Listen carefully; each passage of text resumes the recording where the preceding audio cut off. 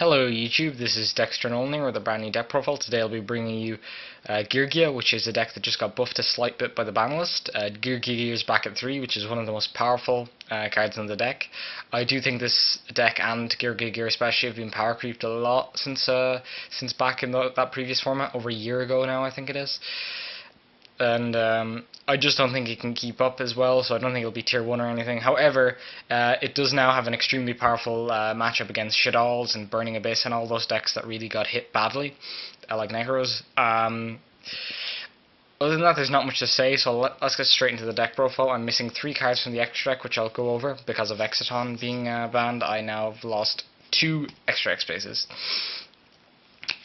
So straight up with 3 Augur, it really works well with Pot of Duality, but it's kind of one of the most underwhelming cards in the deck because it kind of shuts you down for a turn. You can't attack and special summon and that kind of stuff. However, as I said, it's really good with Pot of Duality. You dig for this, put this, get another plus. It lets you get through your deck and really start setting up for future turns. 3 armor. Armor is like a better version of Augur, although slightly slower but less restrictive. Armor is really good because you can keep using it turn and turn again, and it forces your opponent to deal with it, especially if they have to attack to get over it, because if they have to attack to get over it, you still get the search.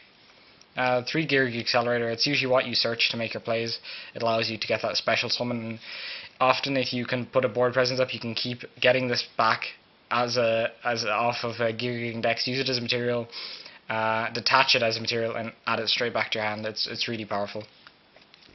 Geargia Arsenal, you tribute it and get any other Geargia. Usually you use this in tandem with Geargia Armor, because then you can set it face down and start plussing. So yeah, those are the level 4s. I run 4 Geargianos. I run 1 Geargiano MK1 or just Geargiano, and 3 Mark 3s. R2s. I don't run any Mark 3. I think it's too unreliable. And it's an awful draw. Just to add to that, I think even when you get it off of Geargia Gear, where it gets the effective special summon from Grave, I think usually you won't already have one in Grave, and by the time you have Geargianos in Grave to use it with, you often won't have any Geargianos in your deck to summon off Geargia Gear to get his effect off in the first place. So it's kind of like one of those cards that, even though it's really powerful when you can get it off, most of the time you just won't get it off.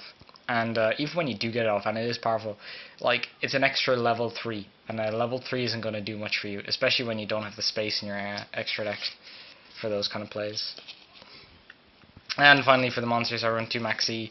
Helps you get to Geargia Gear faster, helps you get to Instant Fusion faster, helps you get to your Pot of Dualities to dig for your other cards faster, all that kind of stuff. It just helps speed the deck up and get through it.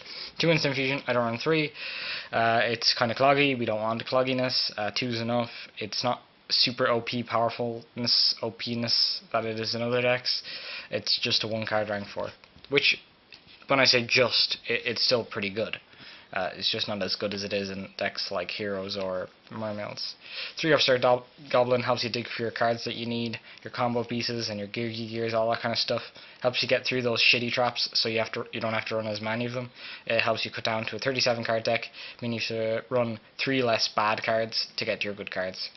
And 3 Pot of Duality, same theory, except Duality is exceptional now with Geargia Gear back at 3, because if you dig for Geargia Gear, you won't have to special summon that turn anyways, because you do it at the end phase of your opponent's turn, or during your turn if you prefer that. 1 Regeki, 1 Book of Moon, and 1 Dimensional Fissure, and 1 Soul Charge. These are one of self-explanatory. I run 1 D Fissure because detached Exceed materials don't get banished, which you kind of want things for like Nodin mid game and Geargia Mark 2 mid to late game, so you don't want to banish everything, so that's why Macrocosmos would be kind of bad. It does conflict with Max C, however I think as a one of it, that won't come up enough to warrant dropping it. I think it's too good against certain decks to drop it. And 1 Soul Charge just so you can sack the hell out of your opponent even if you're losing. 1 Warning, one torrential, one bottomless. I'm not really happy about bottomless, but there was nothing really to run in its place. Maybe a Blackhorn, but since the nerf to Blackhorn, I kind of don't see the reason to run it at one. And then I run 3 Fiendish Chain. This is actually a really good trap card. I wouldn't drop it. It's better than Breakthrough Skill because it kind of helps them from attacking over your Geargia augers and stuff that are really easy to beat over. And yeah, so I think it's much better than Breakthrough Skill in this deck. And I run 3 Geargia Gears, or Geargia Getreibe. It's German. Powerful card. The reason I started running this deck again. I'm going to be playing this for a few more locals until I can pick up one of the new decks out of Docks, or the next set after that, Bosch.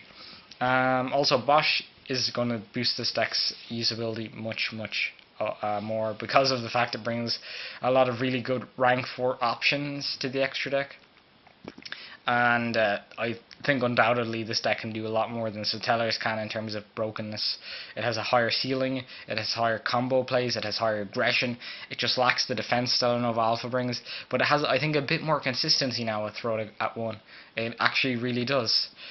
So yeah, the last trap is Vandy's Emptiness, of course, but yeah, I'm not a fan of it anymore. At 1, it seems to be just a sacky card that usually doesn't really do anything.